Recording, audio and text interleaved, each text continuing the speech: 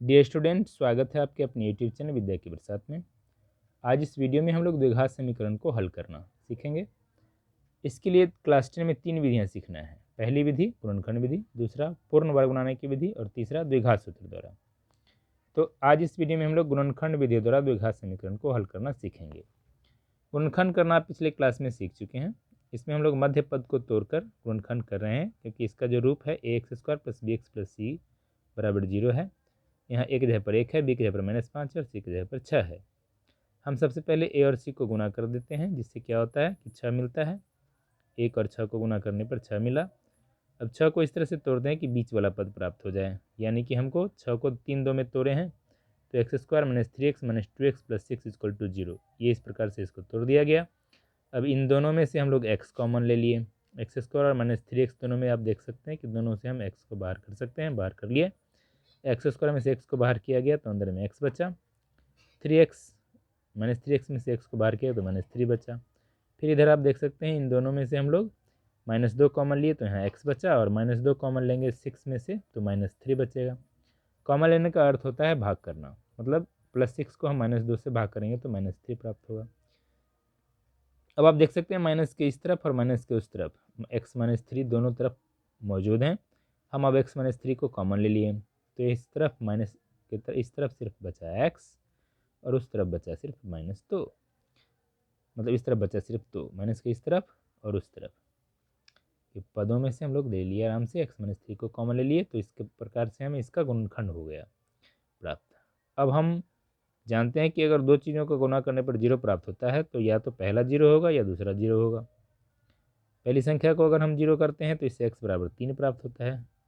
दूसरे को अगर हम 0 करते हैं तो उससे हमको x = 2 प्राप्त होता है। दो संख्याओं के रूप में अगर हो गया यहाँ पर प्राप्त हमको, तो इस प्रकार से हमें x का वैल्यू 2 मिलता है, एक 3 और एक 2। तो ये दोनों जो है द्विघात समीकरण के हल हो गए, x = 2 और 3।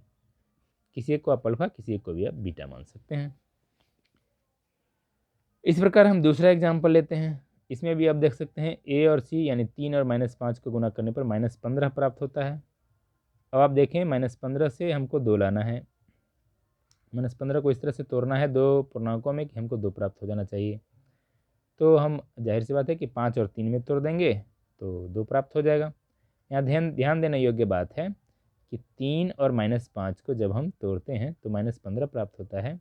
गुणा करते हैं तो -15 का चिन्ह चूँकि माइनस है, इसलिए ऐसी परिस्थिति में जब हम दो पूर्णांकों में तोड़ते हैं 15 को, तो बड़ा का चिन्ह जो है वो बीच वाले पद के जैसा लेते हैं, यानी कि प्लस है तो प्लस।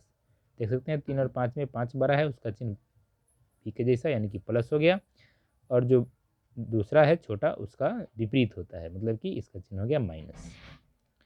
तो इस प्रकार से आप देख सकते हैं कि हम इसको तोड़ दिए मध्य पद को और आसानी से गुणनखंड कर दिए, जैसे पीछे किए थे वैसे ही। गुणनखंड करने पर हमको जो दो गुणनखंड मिले x - 1 और 3x + 5, उनको हम बारी बारी से 0 के बराबर कर दिए, जिससे हमें x के 2 मान प्राप्त हो गए, और ये x के 2 मान ही हल हैं। ठीक इसी प्रकार से आप यहाँ देख सकते हैं 4 को 20 से गुणा करते हैं तो 20 चौका 80 होता है। यहाँ चूँकि प्लस में है, जब प्लस में होता है तो दोनों ही पदों का दोनों ही जो हम प्राप्त करते हैं संख्याएं पूर्णांक, वो दोनों का चिन्ह b के चिन्ह के समान लेते हैं। मतलब 20 चौका 80 का चिन्ह प्लस है और b का चिन्ह यहाँ पर प्लस में है, इसलिए दोनों जो संख्याएं हैं उनका चिन्ह प्लस लिया गया है। 21 को तोड़ने दिए हम 16 और 5 में, 16 का भी चिन्ह प्लस है और 5 का भी चिन्ह प्लस है, 16y + 5y। तो इस प्रकार से हम जो प्राप्त हो गए, इनको हम जब गुणनखंड करते हैं तो पाते हैं कि हमें क्या मिला, y + 4 गुना 4y + 5।